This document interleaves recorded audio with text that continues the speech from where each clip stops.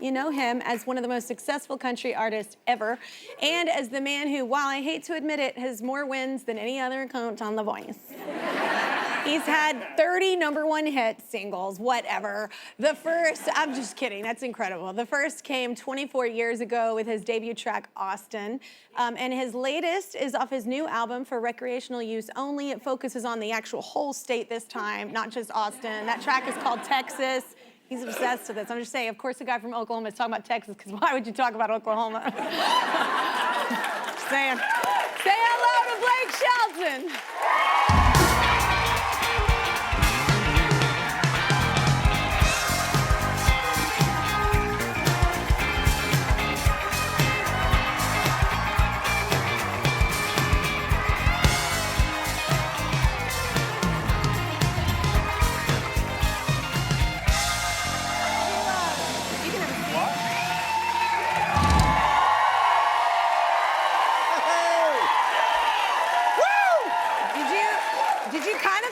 Hugging a Wookiee? Did you kind of feel like... I was going to ask you, is that Ewok? What is I know, that? it's like, I think Wookiee. I felt I can't make a Chewbacca noise, but if I could, it would really make it.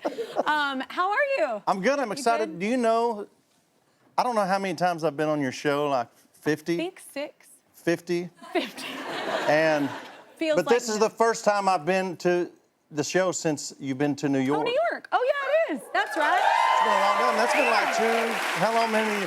Because when you got fired from The Voice, when I was like, hey, and then I quit. I was like, y'all ain't firing my Kelly. Oh my God, you're and so I quit, and I just went off the radar for a while, and so I'm glad to finally be.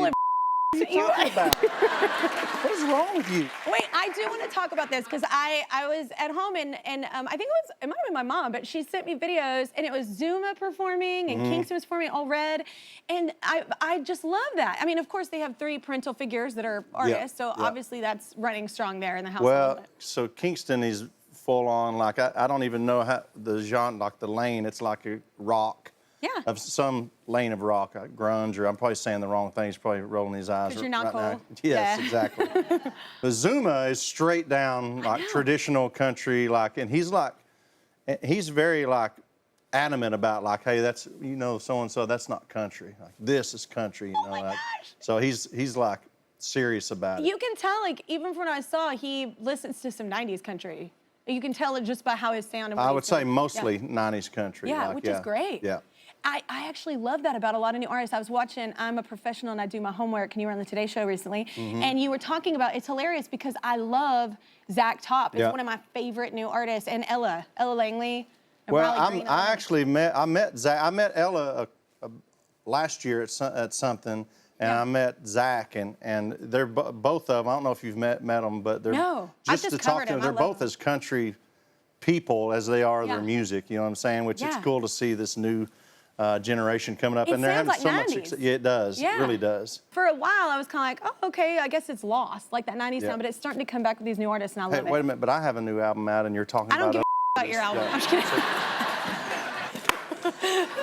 You're bragging on people that aren't even here. I'm gonna get to it. I'm gonna get to it. They don't bother to come by here. I did. No, they didn't. No, they will. They will. Wait. So you're at a point. No, I want to talk about this before you get to the new record. I want to talk about this because you're at a point, like you've had. I mean, I just said it, 30 #1 hit. That's insane. Nobody has that. Like, so you're at a point where you can really do anything. So I told Reba a while back that I really want her to do like an old school, like that old swing, almost that old sound. Originally, when she first got into music, I just think it'd be cool for like fans that have been down for the ride the whole time.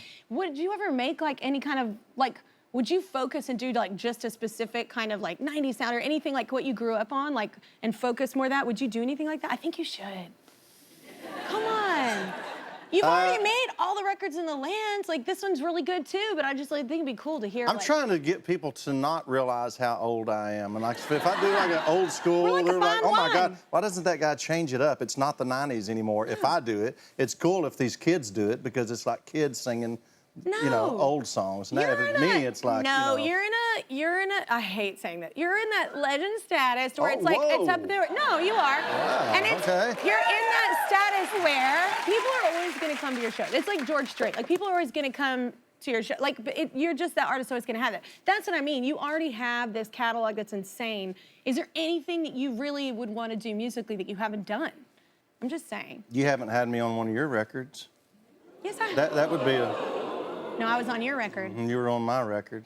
That's my goal. That's my goal. You don't say... I just laid it out there right now. That is the thing. You're trying to get me to answer the question. You've been laying it, you're laying it down. I'm saying right now, that's my musical goal. You do not want to be on one of my records. What? You do not. I've been right here on TV. Okay. I do not lie on TV. I do not lie on TV, do not lie. ever. I have never told a lie, America. Let's go to some commercials. I'm looking out for lightning. As always, we have someone in the audience to take us to break. Hi, Kelly and Blake. I'm Joshua. Growing up in New York and New Jersey, I wasn't exactly exposed to country music until I went to boarding school in Tennessee. Hearing the greats there like Glenn Campbell and Willie Nelson, musicians you were both inspired by, helped me connect with my new community. Now, I love how country music makes authentic, everyday situations so beautiful. Stay here. There's more with Kelly and Blake next. All right, we are back with Blake Shelton. His new album is called For Recreational Use Only. It's out now. How'd you come up with the title? I don't even know. I don't even remember doing that, really. What do you mean? It was just one of those things where I just got a text and it's like, hey, we really need to have the album title, because they make these things now. Did you look down at your ATV and see it said for recreational something like use that? only? I mean, literally, it's like, I don't know. Call it this. I swear that's how it happened. Yeah. Because you don't forget it, right? It's like that's for a a good weird time name. only. That's for a weird name for an album. I think it's cool, actually. Thank I like you. it. I didn't realize how long it had been. It didn't feel like that long since you'd released a full album, but it'd been almost 4 years. 4 years. Yeah. Yeah. Why now? You bored? Well, I was. I literally didn't do much for a few years there, and kind of nice. And then I had that song with Post last year, and that lit a fire under me. Yeah. Oh, that did? That's what kind of did it? I was just like, man, what am I doing? I need to make a record. Yeah. That's kind of cool. That's how it happened. That's how it should happen. Yeah. You know, because I feel like we get in a rut of oh, we just got to put some out, put some out, put some out. And instead of it being because you really, really want to do it. I like that. All right, well, the single Texas is your 30th #1. I'm just like, it's a fake number. It's like, can I believe it's a real number? It's incredible. I'm being funny, but it's an incredible thing. Not many artists are ever gonna see that, if any. So how did you celebrate? That's 30 #1s, man. Well, we had the ACM Awards were last week down in Frisco, Texas. So I had the party. The party, yeah. Yeah, and we had a big blowout. Everybody get up there on stage singing? Not as many as back in the old days. Okay. Yeah. Because I loved that. That was so fun. Yeah. That almost Back made in the the old award days, shows I mean, worth it it. used to get pretty wild. Yeah. Things were crazy. Yeah. Everybody's old now. Yeah. We're in bed by 9. It's like, you want to go for dinner at 5? I want to know this because everybody comes on here and they're always talking about the singles. And the single's great, but my favorites are generally not the singles. I love Anyone Else of yours is one of my favorites. Oh, thank you. I Don't Care, which is one of my, I think you put it on 2 albums. I love that song. Those weren't singles. So what's on this album that I should really pay attention to that you love that's your favorite? That's not a single. There's a song on there that John Anderson co-wrote called Years. Yeah. I just always thought it was an incredible song that he had. He made a record, and it came out during COVID, and COVID absolutely squashed his whole project in some ways. Happened to a lot of artists. I know. And I told him, I said, man, I love that song. I'm going to put it on my record if I ever make another record again. Yeah. And so I did. It's the last song on the album. John actually performs on the song too. So that's so cool. Yeah. I always love, that's so funny, it's the last one. For some reason, I always gravitate towards the last song on people's albums. Yeah, I don't know what that is. It's the more introspective. It's just a more intimate one usually. Yeah. That I like, but yeah. Yeah, I feel like it's the centerpiece of the record. Okay, Yeah. All right. So you have a show, you weren't done with shows, and it's called, is it The Road? And it's coming out this summer? It's called The Road, and it's me, and I'm on 4 or 5 episodes, not a lot. Oh. Because I didn't want to get on the hamster wheel to be popular? again. I just wanted to make, yes, I wanted to make the show, but not be on the show, right? Yeah. It's Taylor Sheridan is the other producer, and Lee. Remember Lee Metzger? Yeah. Lee's a part of the project. Taylor and I talked about it when he was here. Yeah. A little bit. Yeah. Yeah. But Keith Urban is our headliner for the show, and Wow. yes, he's incredible. Someone to bring in ratings. And I was excited because I wanted to be Keith Urban's boss and be like, hey, get me a drink. Oh my God. Did you say it like that with your whole chest? I think I did the shrimp on the Barbie thing. Oh my God. What is the point of it though? So it's giving people an opportunity? Is it like a competition? Yeah, we actually film it out on like in little bars and stuff just around the country. We did an episode over in Fort Worth. Nice. Which is just north of Burleson, yes. Texas. What'd you do, Billy Bob Kelly. or where'd you shoot? Do you No, remember? it was, I can't remember the name of the bar. It wasn't that big. That's cool though, because it's kind of getting people out in the, instead of everybody being like in an isolated thing, you're actually getting them out on the road. They literally opened for Keith Urban, and people don't know that they're going to have to sit through these opening acts, you know? So the idea of the show is you try to win these people over. Which is what that opening are there acts to have to see. do. Exactly. Yeah. And they never heard of them. They don't know who they are. And I mean, I'm sure there's exceptions. And it's brilliant for these new artists too that maybe aren't new but just haven't had that moment it's yet. It's fun. And it's a good way to get some of these people who would probably never, you know, audition to go on a show in a studio in Hollywood, vibe. you know? Yeah. Because that's what these artists are doing. They're out there in the bars. So Blake has played some incredible shows over his career, so it's time to go through some of those and hear the stories behind them. I might not know some of these. Right here on Top 5 Live. Right here on Top 5 Live.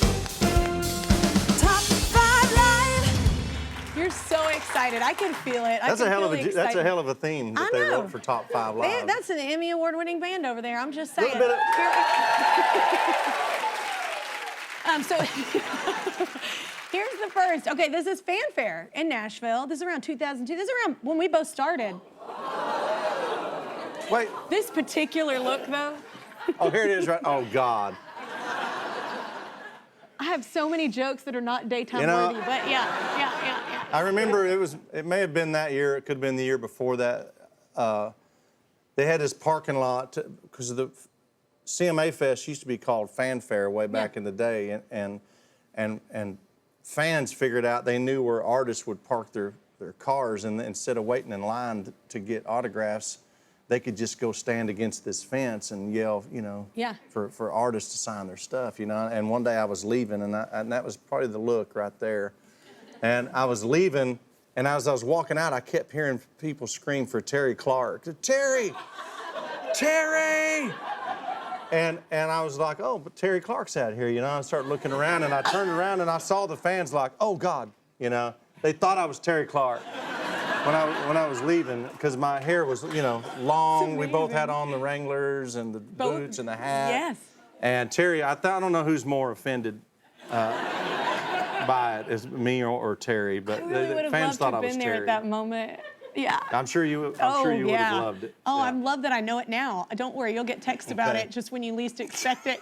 Just random shots of Terri Clark. Next, we've shown this one before, but it's so good. We love it. What is that? Look at you. Look at you and your little number. It's just so cute. What are you singing here? I think I was probably singing either Cat Scratch Fever or Lick It Up by Kiss. Shut up. Or it could have been probably Old Time Rock and Roll, if I'm guessing. Now, that's a full-on, that's my mom, like, did my hair, like, dressed me, put me in the... You were her pageant queen. That was as closest thing we could find to Michael Jackson's jacket as we could possibly find. Next one is at SNL. Okay, I was actually in town. I was here when you were shooting this. That's the hardest thing I've ever done in like the entertainment. I don't know how. The timing is crazy. Oh all my God! And I'm not an actor. Like they just throw you in there and they're like, hey, read this thing. You know what I mean? Nah, but you're good at stuff like that. That's why they, No. I was horrible at it. No, I don't like you. I'm telling you, you're good at stuff like that. I'm just kidding. I'm being honest. No, you are really funny at stuff like that. But I do remember the schedule was horrendous. It is. It's horrifying. And I was the musical guest. And the host. And the host. Yeah. They were like, I don't know, just put it all on this guy. You know what I mean? Like, A wing I was and a the prayer. NBC guy that year, so it was like. Oh my God. Okay, wait. So here's the next. This is a show you did with George Strait. That's so. Look at that. You got rid of the mullet. Oh my God! Look how skinny I was. Oh my God! What happened? That's so cool. And are you disappointed that he beat you? Yes. Like, what is this look on your face? I literally thought I had a chance, I think, that year. And there he is, George Strait, winning another one. Like, no, that's pretty cool, though, being on stage, one of your heroes up there. it is. I was singing, I toured with George for, okay, it was like 17 shows, but it was a full year's tour for George. Yeah. And he threw this big after party, and you never see George. Like, sometimes you wonder, like, where did, like, does Scotty like beam him up, and all of a sudden he's just on the stage, and then he's gone. Like, you never see him backstage. And I was singing karaoke at this end of the tour party, and I put in All My Exes Live in Texas. Yeah. I got about halfway through the first verse, and I felt like, you know, like somebody like next to me, and it was George like nudged in and took over. So that's the only time. With George it's Strait? the only time I ever got to sing with him, but it was karaoke. Which I know you appreciate that. I love that. Yeah. Those are the best moments. Let's see one more though. This is back to you, unfortunately. This is your Grand Ole Opry induction. Now, that was a big night. So tell us about this night. I don't think many people realize you don't know it's coming, right? When you get inducted, it's you don't surprise. know you're going to be asked, and so you get invited to be on the Opry. I don't know. I can't remember if that's the night I got inducted or the night I got invited to be a member of the Opry, but it's obviously one of the two. Let's say that was the night I got inducted because I looked pretty dressed up there, for me anyway. Good job. So that's a big night. I got to bring my family. I rented a bus and sent it to Oklahoma and got a bunch of my family and drove them out there to be there. It was just and this growing up in Texas, like. The dream is like to become a member of the Grand Ole Opry if you know anything about country music, and so that was did it. Big. I know. Little kid that we showed a minute ago did it. I know. It was the Michael Jackson coat, I think. Jacket. I think so. No, it's cool. It's cool to think about that. Not only you did it in such a big way, man. 30 #1 singles, like you got to make a living like singing. I'm not used to this. That's cool. I know. Okay. Don't worry, it'll come back. Okay. Okay. No, it's very cool. I think sometimes we forget to like really let that sink in. Like it's amazing to have a dream when you're a little kid and it actually becomes, come to fruition. Well, let's take another break. I've had enough of you. Wait a minute. You didn't put me winning The Voice 9 times on there as one of the photos. No, I get to choose which ones make it and which ones don't. No, I wanted to go more sentimental. I like that. So, okay, let's take another break. Blake's new album is called For Recreational Use Only. Promote it, Kelly. I have been talking about it. The single is called Texas Can't Get Us Out of Your Mouth, whatever, and he'll be performing it later, so stay here.